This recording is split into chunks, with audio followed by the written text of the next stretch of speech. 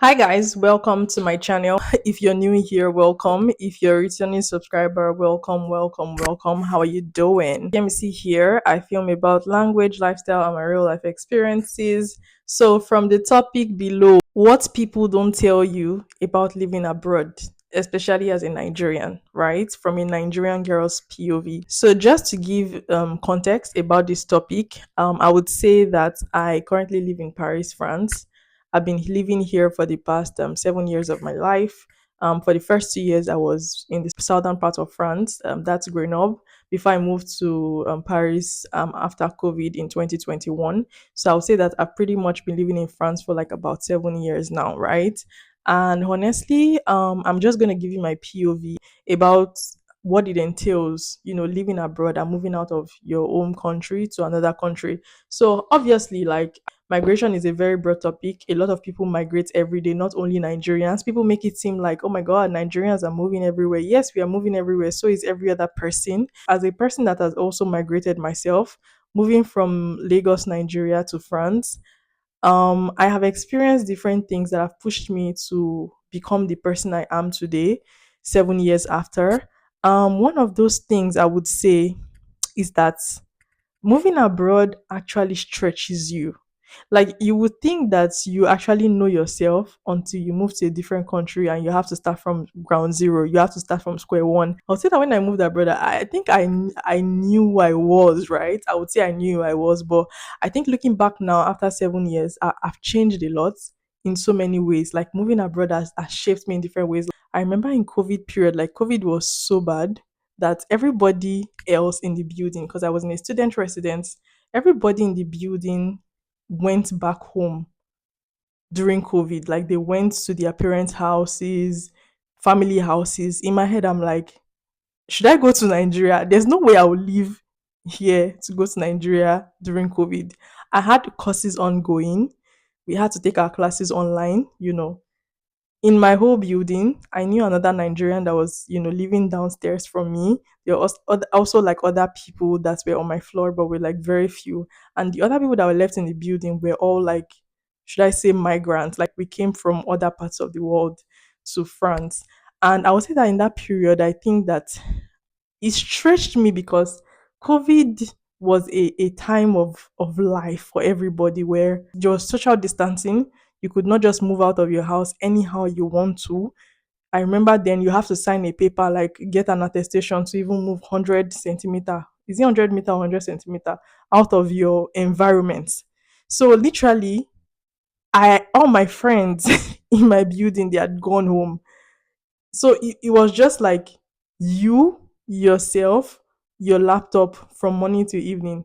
I was having classes online. My classmates were all Chinese, Japanese. They went back to China, Japan. I was there in my room, morning, afternoon, night. I'm just in my room following my classes online. I'm not going out of the house. There are some days I'm inside my house. 2 days I don't step out because after every class in the evening, the remaining part of the evening, I have to do my group work, participate in group assignments, be on the computer with my classmates. So I think that really forced me to have a sense of being by myself. And it got to a point where it's like I really started getting comfortable and enjoying my own company. So this is what living abroad will do to you. You would actually be stretched. Like if you're a people's person and you're like always everywhere, you want people to be around you, you want, like, you can't just live your life without having people around you. I think that living abroad will show you. I won't call it loneliness. People say abroad is lonely. I don't think abroad is lonely because you still have your friends, you still have people around you. I think it just gives you that ability to enjoy your own space, enjoy your own company, get comfortable with that. If you know you're going to have problems enjoying your own company, honestly, you may not survive it because a lot of people will feel like, oh my God, I don't have friends. So I feel depressed. Like your happiness and your joy is hinged on you. You have to wake up every day, decide every day, I choose to be happy by myself. I choose to be joyful in my life by myself without the influence of any other person. So I think this is one thing that living abroad has shown me, that stretched me to become independent. Now, there is a fine line between being independent and being over independent in the way that you feel like you don't need anybody. No, I'm not talking about that kind of independence. I'm talking about just being satisfied in who you are, you know, just being yourself and knowing that it's okay. Like, I think that right now, even living in France and getting used to the French culture, I think I've mastered the art of not really overthinking or thinking about, oh, what does this person think about this? Like, you know, that people pleasing mindset. No. Another thing that living abroad will teach you, or that people don't know, is that you will do everything by yourself. Oh, you will do everything by yourself. My sister, my brother, you will do everything by yourself. I remember when I came to this country, when I was going to do my health insurance, trying to do my social security number, trying to open my bank account. You see, in Nigeria, like I had my parents that will be following up, like, oh, Shoti Shele, have you done this? Have you done that? Somebody will be following you up. My dear, you will do it by yourself. Nobody is coming to save you. You are here to save yourself by yourself on your own. After God is you. God will do his part, but you will do your own part like mad. Excuse my French. But seriously, like you would learn to do things by yourself. You're hungry, go to the kitchen and cook for yourself. You're tired of life, pack your load, pack your bag and go on that trip. Book that flight. Open your laptop, check for the flight prices, check for the Airbnb, check for the hotels, book it and go by yourself. You will do shit. You will do it by yourself. Honestly, except you're in a relationship and or you're married, like yeah, you have a spouse, you have kids that maybe can help you out with stuff. But if you're a young girl like me, you will literally do everything on your own. And me that sometimes I don't even cook until when that hunger when that hunger won't finish me, that's when I'll be like, okay, let me go and cook something or let me order something. But at the end of the day, you are the one that will do it by yourself. You don't like washing clothes, you will do your laundry by yourself. If there's cold and there's winter and everywhere is cold, and you're like, oh, I'm feeling cold, go outside and go and buy jacket in the supermarket or in the big store. You will buy your jacket by yourself. You will manage it. If there's heat wave and there's sun, go outside and go and buy fan or AC in your house. Nobody is coming to save you. You will save yourself. See, after God, see, God has saved us, but you will save yourself a lot of times. Bills, you will pay your house rent by yourself. I remember when I first came to France in my first few months, I was so pissed off. I was like, wait, oh, I'm paying my rent every month. How? But thank God I had parents. Then they were the ones paying my rent for me. I remember that in my head, I'm like, when I was living in Nigeria, people don't pay their rent monthly now. Like for people that used to rent houses, people pay their rent like every year. I think 1 year, 2 years. People have like landlords that collect money that's for that long period of time. A lot of you that are living in your own houses, you have built your own houses, your parents are living in their houses. You don't even have to pay rent. Some people don't even pay rent in Nigeria because you have your own houses. If you're moving abroad, except you want to buy your own house, you're going to pay that rent. If you know that you're not ready to be an adult and live life like an adult, you will pay your rent, or you will pay those bills, your phone bills, you will pay it. You will pay everything. I think that's by God's grace. And if you're working and if you're having like income, you should be able to cover your rent. But yeah, be ready to pay your bills by yourself. Nobody's coming to save you, honestly. You pay those bills. Another thing I'll say is that homesickness never really goes away. I've been here for 7 years and I'm still homesick. I mean, it's not as bad as in my first year, second year, but there are just days I just want to pack my bag and just go to Nigeria just because. But I can't because why? I have responsibilities. Today is my brother's birthday now. Normally, if I was in Nigeria, I would have just, gone to his house and be like, oh, happy birthday. I would have just hung out or done something with my other brothers and just, plan something to celebrate the birthday. We have technology, yes. We can talk on the phone for hours and hours on video call. That is cool. That is great. But like just that wanting to just be in the environment, yeah. So that's why I would still recommend if you're living abroad. I think a trip to your home country once every year, at least, or twice, or once in 2 years at least, will help. And just like it's now when you go home, those people that they miss you when you're not around, but you see when you go home, they will frustrate your life. These people that are missing now, you see me, you people are taking me for granted instead of you to be came a call me J, be know me. You don't call me J like that. I think it gets better with time. And obviously, if your parents can visit, why not? If you can visit, why not? So yeah, I don't know if it's just me, but like I don't miss food. I have a weird relationship with food. Like I don't miss jollof rice. I don't miss suya. Cause even in Nigeria, should they chop suya? Not really. Cause I feel like here there's everything. There is the ewa going, there is beans, there's agege bread here. There is jollof rice. I can cook jollof rice myself. So it gets to a point where you start thinking like I'm not really missing the food like that. Cause even when I go to Nigeria, I'm not going to go and be eating all the old food because fitness. I think it's just the community, just that vibe of being around the people that you love. I think that's just like what I would say that, the homesickness would be. What I would say that, I miss is those events, Nigerian events. I literally was telling my brother, like, please, oh, if I'm coming to Nigeria, make una remain small wedding for me. Please tell your friends to hold their wedding until the time I'm coming, please.